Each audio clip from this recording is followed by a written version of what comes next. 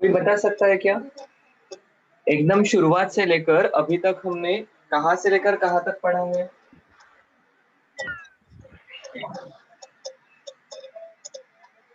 Accept first chapter. First chapter कौन सा था? Unit and measurement. Units and measurement. So वो चैप्टर छोड़कर हमारी कंटिन्यूअस एक लिंक रही है। So in very first chapter क्या पढ़ा हमने? So it was about motion. Okay, एक सेकंड, मैं ऐसा कहता हूँ कि units and measurement and error analysis, यहाँ पर हमने फिजिकल क्वांटिटीज के यूनिट्स, डायमेंशन एंड मेजरमेंट में एरर कैसे होता है ये देखा। ठीक है, उसके बाद इन केस ऑफ वेक्टर्स, हमने वेक्टर्स को कैसे रिप्रेजेंट करना, स्केलर्स को कैसे रिप्रेजेंट करना, फिर उनकी अलजेब्रा को कैसे डील करना, ये देखा। उसके बाद थोड़ा सा कैलकुलस और डेरिवेटिव जो कि मैथमेटिकल मेथड से, उसको देखा। अपार्ट फ्रॉम दैट हम एक चेन में चल रहे हैं। कैसे चेन थी देखो।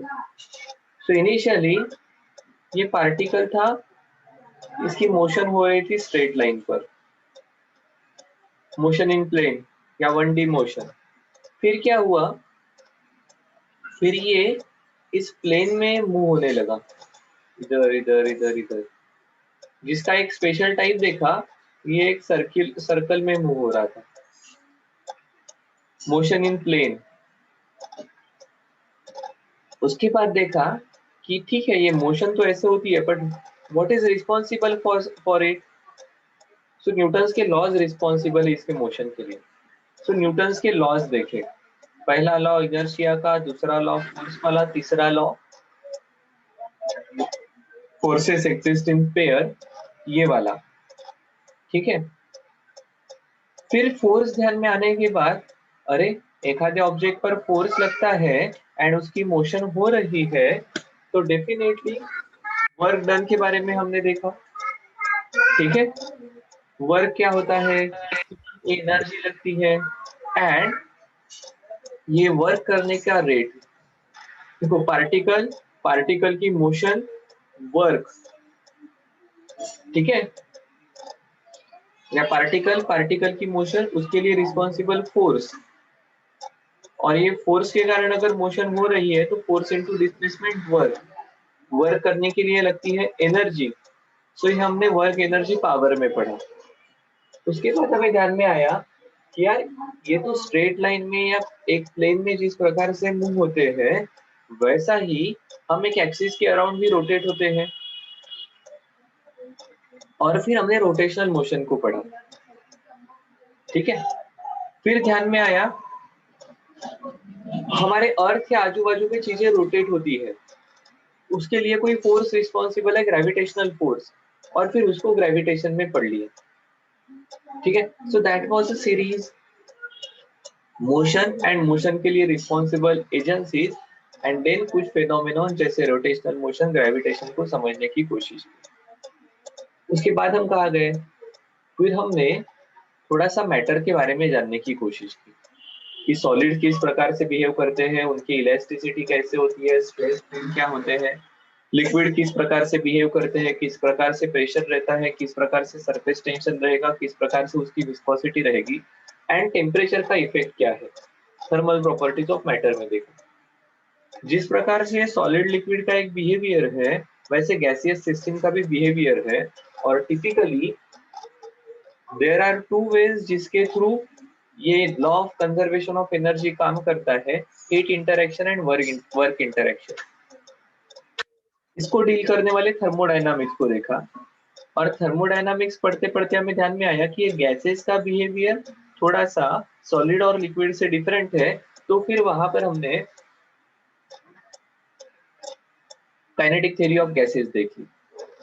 जैसे ही गैसेस की मोशन हमें ध्यान में आई, पार्टिकल्स की मोशन ध्यान में आई, हमें ध्यान में आया कि पार्टिकल इस प्रकार से ऑसिलेट्स हो सकते हैं। हमने ऑसिलेटरी मोशन देखी जो कि स्प्रिंग के साथ भी एसोसिएटेड है इन वर्क एनर्जी पावर में, और इस प्रकार से यहाँ तक हम आकर बैठे हैं। Is there any link connection of chapter topics? एक के ऊपर बेस दूसरा, दूसरे के ऊपर बेस तीसरा, तीसरे के ऊपर बेस चौथा, और इस प्रकार से पहले पढ़े हुए कंसेप्ट हमें यहाँ पर यूज में आ रहे हैं और इस सीक्वेंस में हम धीरे धीरे आगे बढ़ रहे हैं। ठीक है। सर ये यहाँ बताने का पॉइंट क्या है? ये यहाँ बताने का पॉइंट ये है कि बहुत बार जैसे पेंटिंग करते वक्त, जब आप पेंटिंग करते हो, इस प्रकार से कोई पेंटिंग होगा,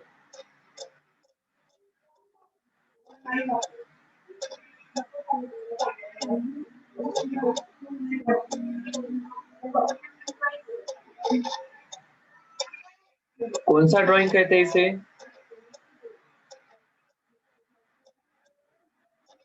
कुछ नाम होता है क्या इसे?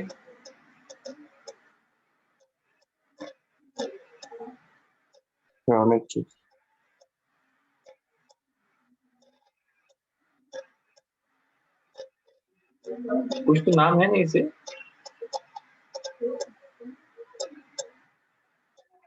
तो जैसे देखो, अब मुझे यहाँ पर कलर करना है, तो मेरा कलर बाहर नहीं जाना चाहिए, इसके लिए मैं बड़ा सोच समझ कर इसको कलर करूंगा। क्या ऐसे ही होता है? धीरे धीरे बॉर्डर्स करते हैं हम।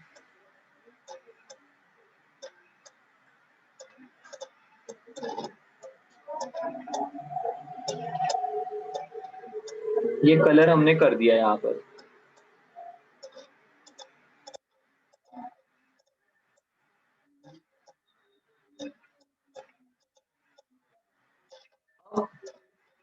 अब मुझे इस बाजू में कौन सा कलर भरना है, इसके लिए मैं क्या करूंगा? मैं मेरे पिक्चर को फिर से देखूंगा एंड मैं देन डिसाइड करूंगा कि यार यहाँ पर कौन सा कलर अच्छा लगता है, यहाँ पर कौन सा कलर भरना चाहिए। आई डोंट नो ये यहाँ पर अच्छा लगेगा या नहीं, कलर सेंस मेरा काम नहीं करता है। सर ये सब बताने का क्या पर्पस है यहाँ पर? ये बताने का पर्पस ऐसा है कि व्हेन यू आर ड्राइंग या when you are filling colour in this part, तो क्या कर रहे थे हम इसके बारे में बहुत फोकस थे, बस इसको ही देख रहे थे कि कलर यहाँ से बाहर नहीं जाना चाहिए। बट जैसे ही मुझे बाजू वाले पोर्शन में कलर दिखना चाहिए, तो मैंने इस पूरे थीम को समझने की कोशिश की कि इसके बाजू में कौन सा कलर अच्छा लगेगा, कौन सा शेप है, क्या है। क्या ऐसा ही होता है कि ओवरऑल थीम क्या हो रही है और यहाँ का कलर ठीक से भरा हुआ रहना चाहिए। सो इस प्रकार से ही हमें पढ़ना भी होता है कि when you are understanding a particular topic, उसके डेप्थ में हम जाते हैं। ठीक है, उसको डिटेल में समझने की कोशिश करते हैं, उसके माइन्यूट लेवल के फेनोमेनन को समझने की कोशिश करते हैं। बट वो पढ़ने के बाद हमें बाहर आकर ओवरऑल थीम में ये कहाँ पर फिट हो रहा है, is there any interconnection between this topics, ये भी सोचना पड़ता है। बिकॉज मेनी अ टाइम्स हमारा जो पेपर होता है, हमारे जो क्वेश्चन बनते हैं, ये इस प्रकार से थीम बेस्ड या 2-3 चैप्टर के कॉम्बिनेशन के बेस्ड होते हैं। एंड इस प्रकार से इंटरलिंकेजेस अगर हमें समझ में आ गए ना, तो चैप्टर को समझना, उसको लिंक करना, ये बहुत आसान हो जाता है। Is it clear? ये ऐसा करना होता है। हाँ, अगर ऐसा हम करते हैं तो भी हमें ओवरऑल थीम ध्यान में आती है एंड हमारा कंसेप्चुअल अंडरस्टैंडिंग डेवलप होता है। सो लाइक ऑसिलेशन के work without understanding spring force of work energy power, हम आगे ही नहीं बढ़ सकते।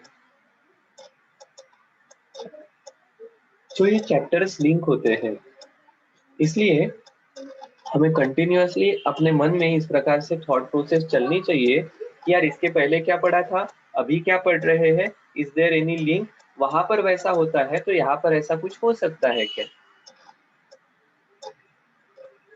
Are you getting my point? मैं क्या कहने की कोशिश कर रहा हूँ, आपको ध्यान में आ रहा है? Yes sir. ठीक है, कि ओवरऑल अपन जो पढ़ रहे हैं इसके बारे में की थॉट प्रोसेस अपने मन में चलनी चाहिए। ठीक है, ओके सर, ये पार्ट ध्यान में आ गया। सो यहाँ पर अभी थे हम ऑसिलेशन पढ़ते हुए, we were discussing oscillation.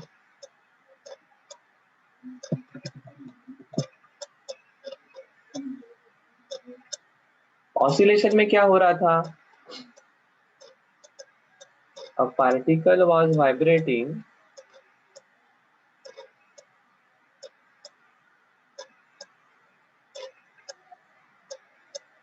about mean, या कभी कभी हमने उसे नाम दिया है इक्विलिब्रियम पोजीशन।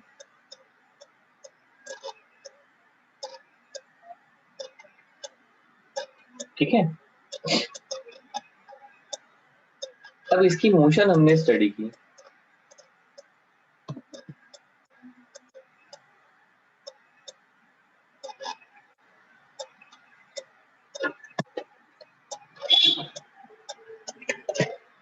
इसकी मोशन हमने स्टडी की। मोशन स्टडी की मतलब क्या किया? उसकी डिस्प्लेसमेंट का इक्वेशन निकाला, उसके वेलोसिटी के बारे में बात की, उसके एक्सीलरेशन के बारे में बात की, उसकी एनर्जी के बारे में देख लिया। ठीक है, और क्या देखा हमने यहाँ पर? सो फिर डैम्प एंड फोर्स्ड ऑसिलेशन देख लिए।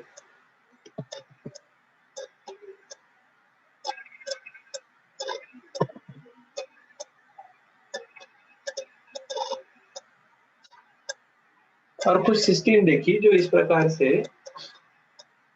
ऑसिलेटरी मोशन एग्जिबिट करती है। बट देखो, here we were focused about a particle. एक पार्टिकल के ऊपर हमारा ध्यान था, या हमारा ध्यान था एक पेंडुलम, मतलब उसके बॉब के ऊपर। ठीक है, सो ओवरऑल उसके आजू बाजू के सिस्टम पर क्या इफेक्ट हो रहा है या उसके रिलेटेड चीजों को हम ज्यादा फोकस नहीं कर रहे थे। बट अब हमें एक चीज पता है कि यार सर, आजू बाजू में तो अकेला पार्टिकल नहीं रहता, ऐसे अकेले पार्टिकल की स्टडी करना तो बड़ा मुश्किल है। एंड दूसरा, this particle are linked with each other. Gases में ये कम होता है, पर सॉलिड में इस प्रकार से या लिक्विड्स में इस प्रकार से इंटरएक्टिव फोर्सेस ये बहुत ज्यादा होते हैं। Inter atomic inter molecular forces strong होते हैं। एंड व्हेनेवर आप इस प्रकार से एखादे मॉलिक्यूल को मोशन देते हो, एखादे पार्टिकल को मोशन देते हो, तो ऑब्वियसली उसके बाजू में जो होगा उसको फर्क पड़ेगा, बिकॉज दे आर कनेक्टेड। और अगर ऐसा हो रहा है तो मोशन का कुछ ना कुछ पार्ट या पूरी मोशन ये नेबरिंग पार्टिकल को ट्रांसफर होनी चाहिए, and this will go on. So अब क्या होगा? जैसे हमने ऑसिलेशन इनिशिएट करने के लिए क्या किया था? ऑसिलेटरी मोशन कैसे शुरुआत की? ऑसिलेटरी मोशन की शुरुआत कैसे की हमने? बोलो। ऑसिलेटरी मोशन की शुरुआत कैसे की? एखादे पेंडुलम के ऑसिलेशन शुरू करने हैं, क्या किया शुरुआत में?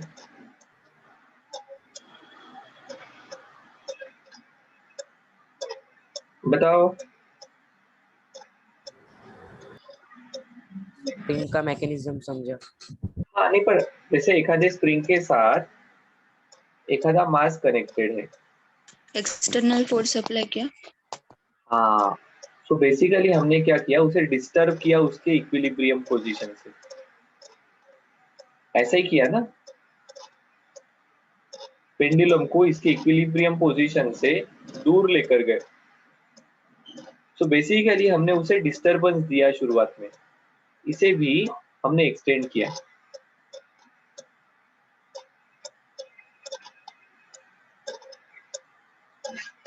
और फिर इतने एम्पलीट्यूड से इस पार्टिकल का ऑसिलेशन शुरू हुआ।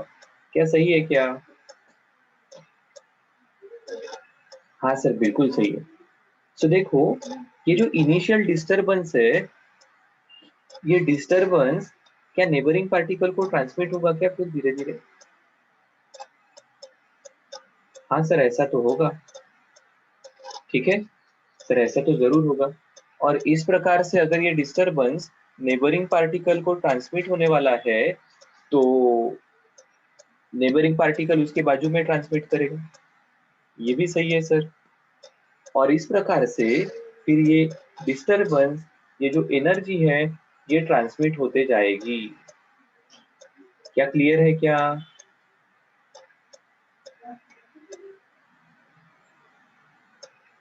इस प्रकार से ये एनर्जी, ये डिस्टरबेंस नेबरिंग पार्टिकल को ट्रांसमिट होते जाएगा। ठीक है।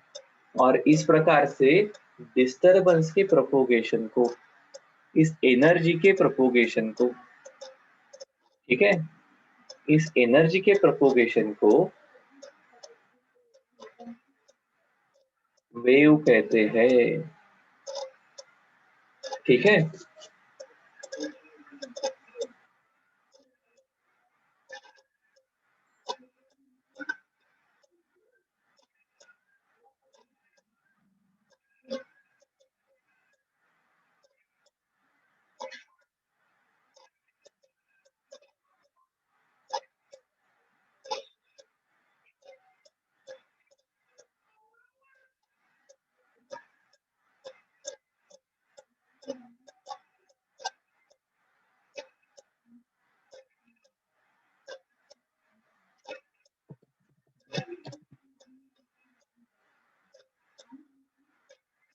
Without actual physical transfer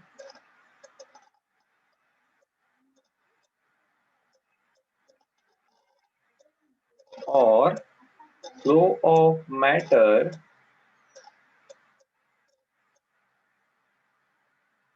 is called as wave। ठीक है। क्या होगा? देखो, ये दोनों केस में अभी आपको पता है, ये एक्सट्रीम पोजीशन पर इसके पास पोटेंशियल एनर्जी रहेगी। ये कहाँ से आएगी? तो इसे डिस्टर्ब करने के लिए हमने इस पर एक्सटर्नल फोर्स लगाया होगा, उसके कारण डिस्प्लेसमेंट हुई। सो हमने इसके ऊपर कुछ वर्क किया, इसके पास एनर्जी आई। तो ये जो हमने एनर्जी इसे दी है, this energy which move without actual physical transfer or flow of matter is called as wave। क्या ध्यान में आया क्या वेव क्या होती है? Yes, sir. इसका सिंपल एग्जांपल है, साइकिल स्टैंड पर एक साइकिल को जब धक्का लगता है तो वो धक्का, that disturbance get transfer to last cycle, और सभी साइकिल ये गिर जाती है। ठीक है। सो इस प्रकार से जो डिस्टरबेंस ट्रैवल करता है, एक्चुअली पहली साइकिल जाकर आखिरी साइकिल को गिराती है क्या? नहीं होता है ऐसा। सो एक्चुअल मैटर वहां का वहां ही है। It is just this disturbance, this energy which is transferring, and इसको कहा जाता है वेव। ऐसा क्यों होता है? क्योंकि वो साइकिल, दूसरी साइकिल पहले साइकिल के साथ कनेक्टेड रहेगी। जब वो गिर जाएगी तो ये दूसरे का कनेक्शन हो जाएगा। The same wave sound propagates, the same way electromagnetic waves propagate, the same way waves over string propagate। तो ये सभी वेव्स इस प्रकार से प्रोपोगेट होती है। जहां पर एक्चुअल मैटर जगह पर रहता है, वो अपनी एनर्जी नेबरिंग पार्टिकल को ट्रांसफर करता है। क्या ध्यान में आया क्या? What is wave? इस वेव को अभी हमें पढ़ना है। इसका और ऑसिलेशन का कुछ रिलेशन है क्या? बताओ। इसका और ऑसिलेशन का कुछ रिलेशन है क्या? जरा सोचो और मुझे बताओ।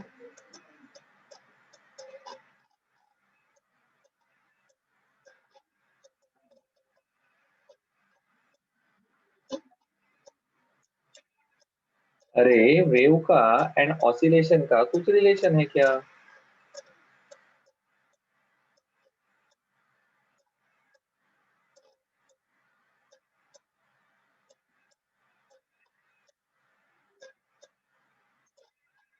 वेव मतलब क्या है? क्या ध्यान में आया अभी आपको, अभी तक जिसके बारे में हमने बात की है?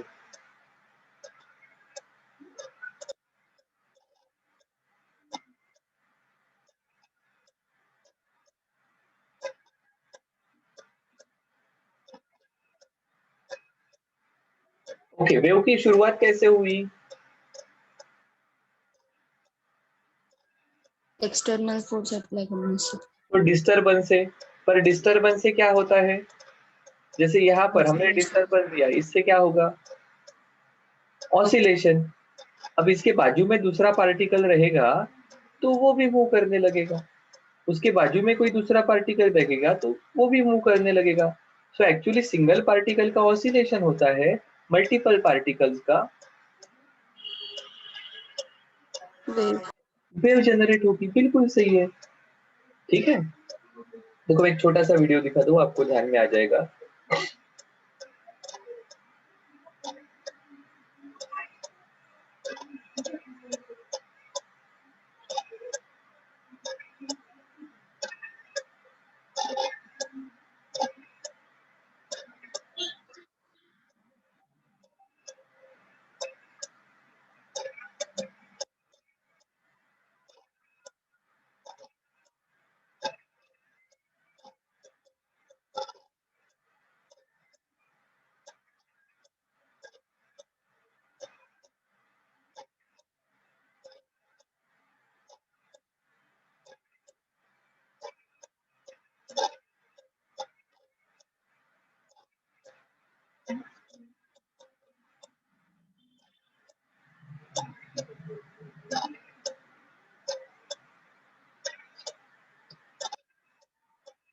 ये अभी हमें आने वाले कुछ हफ्ते भर में पढ़ना है। कहाँ से शुरुआत है? देखो, ट्रांसवर्स वेव या लॉन्जिट्यूडिनल वेव आपको पता है क्या?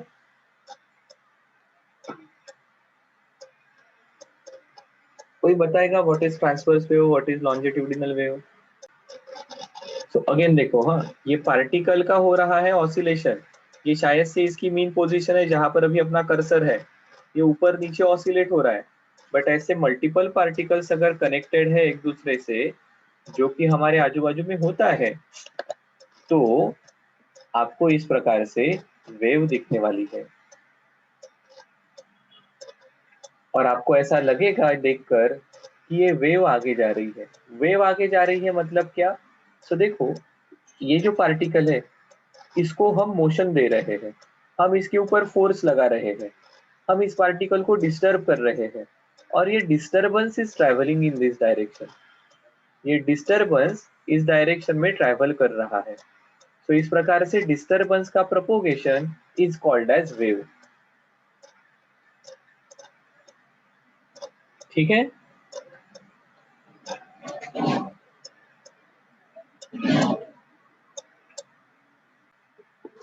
आया क्या ध्यान में? What is wave? Yes sir. ठीक है, और क्या ये आपके आजू बाजू में आपने देखा है? हाँ सर, बहुत बार देखा है हमने। कपड़े झटकते हैं तो ये होता है हमारे। अभी आप बाहर देखोगे अगर विंडो से, तो ये केबल वाले की वायर्स या टेलीफोन की वायर जो होती है, वहां पर एक आधा कौवा आकर बैठा तो उस वायर के ऑसिलेशन, वायर पर वेव प्रोपोगेट होगी। गिटार, सितार, ये सभी जो स्ट्रिंग इंस्ट्रूमेंट है, वहां पर इस प्रकार से वेव्स रहती है। वाटर के सरफेस पर वेव्स है, ओशन में वेव्स होती है, अर्थक्वेक आता है तो वेव्स आती है। Even while I am talking, sound waves are also kind of waves. ठीक है, ये सभी पार्ट को अभी हमें समझना है। तो हमारी शुरुआत कहाँ से होगी? तो we will start with what is transverse and longitudinal wave. आपको पता है, अगर वेव इस डायरेक्शन में जा रही है और पार्टिकल परपेंडिकुलर ऑसिलेट होते हैं तो उसे ट्रांसवर्स कहते हैं। पार्टिकल पैरेलल ऑसिलेट होते हैं, जैसे साउंड में कॉम्प्रेशन रेयर फ्रैक्शन बचपन में पढ़ा है, तो उसे लॉन्जिट्यूडिनल वेव कहते हैं। डिस्प्लेसमेंट का रिलेशन, अब ऑब्वियसली देखो, हमें पढ़ना मतलब कोई तो इक्वेशन, कोई तो फॉर्मूला चाहिए, वो हम देखेंगे। इसके स्पीड के बारे में जानेंगे कि कब वेव की स्पीड ज्यादा होती है, कब कम होती है, किस चीजों पर डिपेंड करती है। Then what happens when multiple waves comes together. दो वेव्स साथ में आती है तो क्या होगा? एक आधे सरफेस को जाकर वेव टकराएगी तो क्या होगा? वेव का रिफ्लेक्शन होगा। साउंड वेव का रिफ्लेक्शन आपने पढ़ा है, क्या नाम से पढ़ा है? साउंड वेव का रिफ्लेक्शन, इको। इको, बहुत बढ़िया। And then there is something called as beats. ये जो म्यूजिक वाले लोग हैं इनको ये बीट्स पता है कि दो डिफरेंट फ्रीक्वेंसी की वेव्स जब आती है तब ये बीट्स जनरेट होती है। आप में से अगर कोई म्यूजिक वाला होगा तो शुरुआत में किसी भी कंसर्ट शुरू होने से पहले ये सभी लोग अपने इंस्ट्रूमेंट सेट करते हैं। वो तबले वाला तब्बल जी, वो उसके तबले में ना वो छोटे छोटे सिलेंडर्स होते हैं, वुडन सिलेंडर, उनकी पोजीशन एडजस्ट करता है। होता है क्या ऐसा?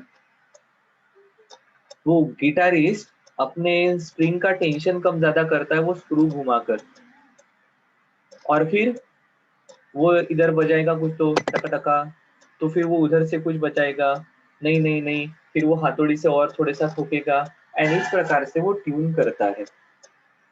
ठीक है, दैट इज बीट्स वाला पार्ट। और फिर एक इंटरेस्टिंग फेनोमेनॉन है। कौन सा?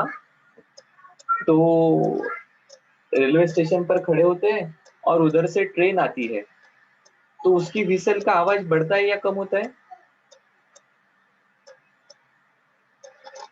ट्रेन प्लेटफॉर्म की तरफ आ रही है, या अभी के दिनों में आपको सुनाई देता होगा एम्बुलेंस का हॉर्न। वो दूर से जब एम्बुलेंस आ रही है आपके घर के तरफ तो आपको लगता है कि उसकी आवाज बढ़ रही है, या बढ़ने की जगह आई शुड नॉट से बढ़ना, वो शार्प होती है, और जब दूर जाता है तब उसका शार्पनेस कम होता है। होता है क्या ऐसा? ट्रेन के साथ तो ये काफी, मतलब ये साउंड, उसके साउंड का जो चेंज है वो चेंज आपको अच्छे से फील होता है। वो आवाज, उसकी पीच बढ़ती है। जब एक आधी ट्रेन आपके तरफ आती है तो उसकी जो व्हिसल है वो शार्प हो जाती है, और दूर जाती है तो शार्पनेस उसका कम होने लगता है। वाइल जब हम ट्रेन में बैठते हैं तो ऐसा कुछ फील नहीं होता है। क्या ये एक्सपीरियंस किया है क्या आपने? अभी तो वो फ्लाईओवर बन गया, नहीं तो अपने राजापेट के रेलवे गेट पर हम खड़े रहते हैं, वो ट्रेन आवाज करते करते आती है। ठीक है, राजापेट के कंपैरेटिवली गोपाल नगर पर ये ज्यादा फील होगा क्योंकि वहां पर स्पीड में डिफरेंस होता है। राजापेट में स्टेशन पास में तो स्पीड ज्यादा नहीं रहती ट्रेन की, तो ये साउंड जो है उसके ट्रेन के विसल का वो डिफरेंट फील होता है। वही अगर हम ट्रेन के अंदर बैठे हैं तो ऐसा कोई चेंज हमें फील नहीं होता है। So that is Doppler effect. ठीक है, ये फ्रीक्वेंसी साउंड की चेंज, एपरेंट फ्रीक्वेंसी अलग रहती है। मुंबई में गए हो और फास्ट लोकल जब ट्रेन से जाती है जो वहां पर रुकती नहीं है, तो वहां पर ये फील ज्यादा अच्छे से आता है। ठीक है, तो ये हम डॉपलर इफेक्ट में पढ़ेंगे, और बस यहाँ पर फिर हमारा वेव ये टॉपिक खत्म होगा। एक्चुअली छोटा है बट काफी इंटरेस्टिंग है, एंड जैसे हम देख रहे हैं these are all real life applications. तो इस प्रकार से इसमें बहुत सारे रियल लाइफ एप्लीकेशन है,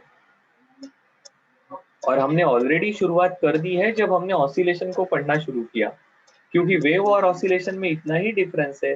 सिंगल पार्टिकल ऑसिलेट होता है, in nature there is multiple particle. So एक पार्टिकल अपनी मोशन बाजू वाले को ट्रांसफर करेगा, एनर्जी ट्रांसफर होगी, पार्टिकल तो जगह पर ही ऑसिलेट होते रहेगा, तो इस प्रकार से डिस्टर्बेंस ट्रैवल होगा। ये डिस्टर्बेंस का ट्रैवल होना इज प्रोपोगेशन ऑफ वेव। क्या सही है क्या? Yes, sir. यस। थोड़ा सा फील बैकग्राउंड आ गया आपको कि हमें क्या पढ़ना है?